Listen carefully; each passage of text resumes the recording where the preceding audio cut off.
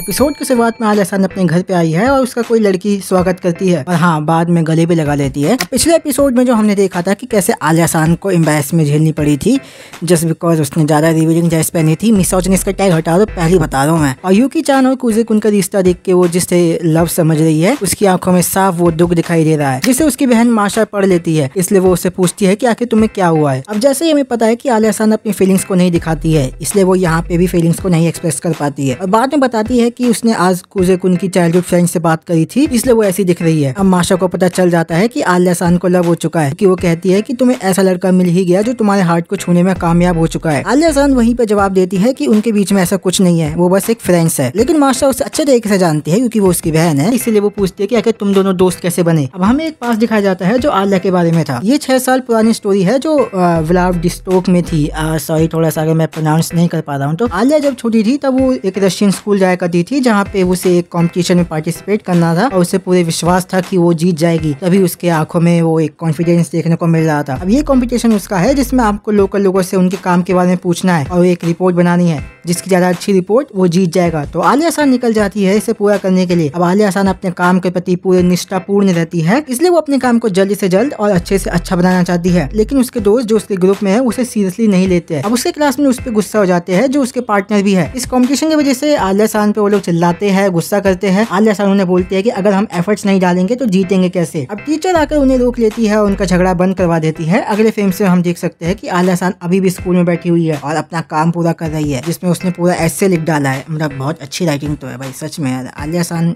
अपनी खूबसूरती की तरह अच्छी राइटिंग लिखती है। अब जब एक हफ्ते बाद टीचर रिजल्ट घोषित करती है तो ग्रुप बी जीत जाती है जो आलिया खान की नहीं होती है और इसे देखकर आलिया खान को दुख होता है कि वो इतनी मेहनत करने के बावजूद भी जीत नहीं पाती है क्योंकि उसे ग्रुप पार्टनर से उसका साथ ही नहीं दिया, कि वो लोग सीरियसली ले ही नहीं रहे थे। अब ये होने के बाद जब वो घर जा रही थी तो रास्ते में स्नोफॉल हो रही थी जिसमें वो अपने आप से ही बात करती है अगर बाकी उन्हें सीरियस लिया होता बिल्कुल उसके जैसा तो फिर वो इस प्रोजेक्ट को जिता देता। अब उसे लगता है कि बाकी लोग बिल्कुल भी उसके जैसे अपने काम के प्रति निष्ठापूर्ण नहीं है इसलिए अब वो सब चीज खुद से ही करेगी। उन्हें पढ़ने के लिए आई है। अब वो थोड़ी सी बड़ी हो चुकी है।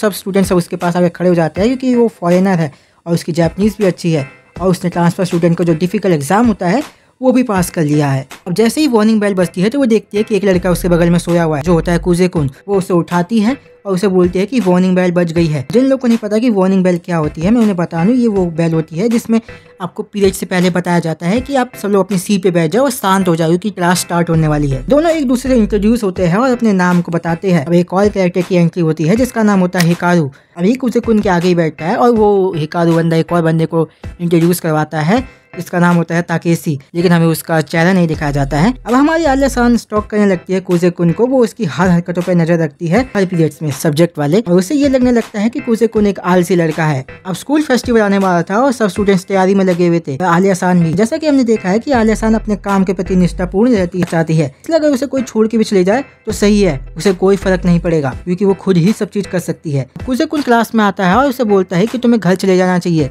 लेकिन आलिया खान तो जिद्दी है, वो अपना काम करके ही जाएगी इसलिए वो अपने काम में वापस से लग जाती है। कुजे कुन एक फॉर्म दिखाता है आलिया खान को जिसमें परमिशन है ओवरवर्क करने की और ओवरनाइट रहने की स्कूल में, और उनकी हैंडीक्राफ्ट क्लब वाले से भी बातचीत हो रखी है जो उसकी मदद करेंगे इस काम को पूरा करने में। कुजे कुन ये नहीं चाहता है कि आलिया खान अपने आप को फोर्स करे इस काम को करने के लिए क्योंकि इसका कोई पॉइंट ही नहीं है। अब आलिया खान उससे पूछती है कि तुम्हें ऐसा क्यों लगता है कि इसका कोई पॉइंट नहीं है। हर चीज को बस एक अच्छा बनाना चाहती है क्योंकि उसने पार्टिसिपेट करा है इसलिए वो अपने आप में जोश रखती है जिससे कि वो उस काम को एकदम बेस्ट से बेस्ट बनाया जा सके। फिर उस चीज का पॉइंट कैसे नहीं है, तो वो उस काम को अच्छे तरीके से इसलिए करना चाहती है कि वो नहीं चाहती कि जरा सा भी खराब लगे। उसे ये भी पता है कि ये उसका ईगो हो सकता है कि हर चीज में परफेक्ट होने का, लेकिन वो तो अपना काम कर रही है और इसमें गलत क्या है। स्कूल फेस्टिवल अट्रैक्शन को सिर्फ एक अकेला बंदा नहीं। अब आलिया खान अपने घर चले जाती है ये सुनने के बाद। अब अगले दिन जब सब क्लासमेट एक साथ मिलकर काम कर रहे थे तो आलिया खान उन्हें ऑब्जर्व कर रही थी। स्कूल फेस्टिवल अच्छा जा रहा था, सब एंजॉय कर रहे थे और सब रात में आफ्टर पार्टी होती है जिसमें वो लोग फोक डांस कर रहे थे। आलिया खान और कुजे कुन वापस से मिलते हैं और उन दोनों के बीच में बातें होती है कि वो डांस क्यों नहीं कर रहे हैं। आलिया खान बताती है कि उसका मन नहीं है और उसे आता भी नहीं है क्योंकि वो परेशान नहीं करना चाहती किसी को।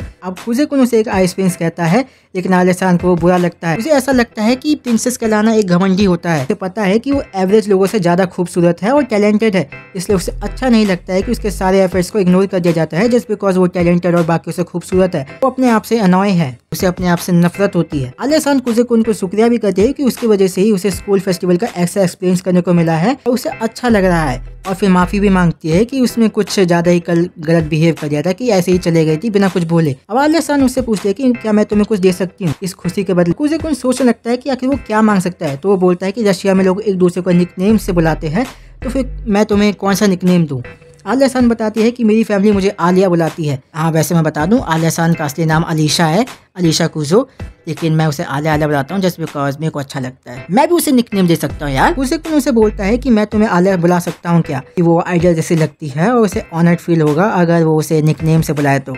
अब कुछ क्लासमेट आते हैं और आलिया सान से पूछते हैं क्या तुम मेरे साथ डांस करने चाहोगी, लेकिन आलिया सान डांस नहीं कर सकती, इसलिए वो मना कर देती है। अब आलिया सान के लिए क्लासमेट लड़ने लगते हैं आपस में, लेकिन कुजे-कुन बाजी मार जाता है और उसे अपने साथ ले जाता है। आलिया सान का उससे यूं अचानक से ले जाना उसकी दिल की धड़कन को तेज कर देता है और ये पास खत्म हो जाता है, और ऐसे हमें पता चलता है कि उनके बीच में कैसे दोस्ती हुई थी। मासा इन दोनों की लव स्टोरी को सुनकर अपने ही लवर को याद करने लगती है जिसका नाम होता है साकुन, लेकिन उसका चेहरा नहीं दिखाया जाता है। कुजे-कुन और साकुन के बीच में सेम हरकतें होती है। मासा बताती है कि साकुन ने एक बार उसे बचपन में डॉग से बचाया था। अगले दिन स्कूल में कुजे-कुन यूकी चान की जगह स्टूडेंट काउंसिल अटेंड करता है और अब हमें मासा को दिखाया जाता है जिसका रियल नेम होता है मारियो कुजो। ये आलिया चान की बिग सिस है और स्टूडेंट काउंसिल की सेक्रेटरी भी। अब मासा चान शांत और स्वीट स्वभाव की थी, इसलिए वो उससे अच्छे तरीके से बात करती है, एकदम काम बिहेवियर में। मासा उसका हाथ पकड़ती है और उसके चेहरे को देख के हो जाती है, प्लीज वो ना हो, प्लीज वो ना हो जो मैं सोच रहा हूँ, प्लीज वो ना हो, प्लीज वो ना हो, please please please please please. मासा उससे उसका असली नाम पूछती है और वो बताता है उसका नाम मासाचिका है, और उसके साथ साथ वो अपने नाम का मतलब भी बताता है जिसका मतलब होता है टुगेदर विद डिप्लोमेसी। मासा चान कहीं खो गई थी उसका हाथ पकड़ने के बाद और उसका नाम सुनने के बाद। अब ये लोग कहीं बाहर आए थे जहाँ पे वो लोग कुछ सामान खरीद रहे थे, जहाँ पे मासा चान प्लशीज खरीदने लगती है अचानक से, और हर स्टूडेंट काउंसिल मेंबर के लिए उनको गिफ्ट देने के लिए, लेकिन वो एंड एक आलिया सान के लिए खरीद लेते हैं जो कि एक किटी प्लसी होती है। हाँ, बिल्कुल सेम उसी जैसे दिखती है, मतलब लुक्स में नहीं, मतलब kind of images, behaviour, cuteness, I know, मुझे समझ में नहीं आया मैं किस तरीके से एक्सप्लेन करूँ। ये प्लसीज खरीदने के बाद वो लोग टी कैफे में रुक जाते हैं। हमें कुजे-कुन का एक पास दिखाया जाता है जहाँ पे मासा चान और आलिया सान के रिश्ते के बारे में सोच के वो अपने पास के बारे में याद करने लग जाता है, जिसमें वो अपने पापा को देखता है कि वो उसे ये बता रहे हैं कि वो उसकी माँ और उसके पापा दोनों अलग रहने का डिसाइड कर चुके हैं, और कुजे-कुन ये डिसाइड करता है कि वो अपने डैड के साथ रहेगा। अगले फिल्म से हम देख सकते हैं कि उसकी बहन दिखाई जाती है जो बीमार थी, और वो ये डिसाइड करते हैं कि वो अपनी माँ के साथ रहेगी। तो हमें पता चल गया कि ये दोनों अलग अलग क्यों रहते हैं। पास खत्म होता है और हमें कुजे-कुन उदास दिखाई देता है। मासा चान उसके पास आती है, उसकी उदासी को देख के उसके पास आकर उसे बोलती है कि तुम दर्द में दिख रहे हो। फिर एक स्माइल के साथ उसे हक करती है और उसे कहती है कि सब ठीक हो जाएगा। कुजे-कुन को वो एक फैमिलियर और रिलैक्सिंग फीलिंग लगती है। एपिसोड खत्म। मैं कह रहा हूँ भाई, प्लीज वो ना हो जाए जो मैं सोच रहा हूँ, प्लीज। अगर तुम्हें एक्सप्लेनेशन अच्छी लगी हो तो सब्सक्राइब करके जाना, क्योंकि मैं इसके सारे एपिसोड को एक्सप्लेन करने वाला हूँ जैसे आते रहेंगे। मिलते हैं अगली वीडियो में, तब तक के लिए ये वाली वीडियो देखो।